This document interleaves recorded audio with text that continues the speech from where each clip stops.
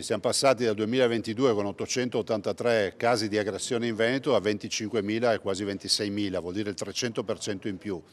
Dall'altro c'è da dire che ci rallegriamo poco perché dover spendere 4 milioni di euro per poter difendere i nostri operatori significa che è un mezzo fallimento, cioè questo Paese deve andare giù con la mano pesante nei confronti degli aggressori dei sanitari. Le aggressioni al personale sanitario in Veneto rappresentano non solo un fenomeno sconcertante nei contenuti, ma una vera e propria emergenza nei numeri.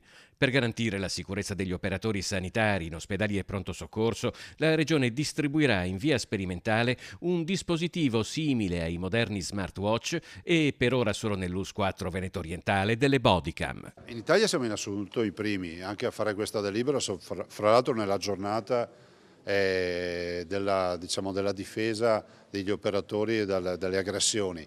È la giornata nazionale proprio dedicata a loro e penso che questo progetto, che è pur sperimentale ma parte col piede giusto con molte risorse, 4 milioni di euro, più o meno avremo 7.000 operatori, quelli al fronte, definiamoli così, su reparti nevralgici che avranno dispositivi e quindi io spero che possano essere fare anche un'azione deterrente perché è quella alla quale noi puntiamo. Il braccialetto, oltre a garantire un sistema di allarme immediato, fornirà informazioni sull'esatta posizione e sullo stato vitale di chi lo indossa, come un'eventuale caduta a terra.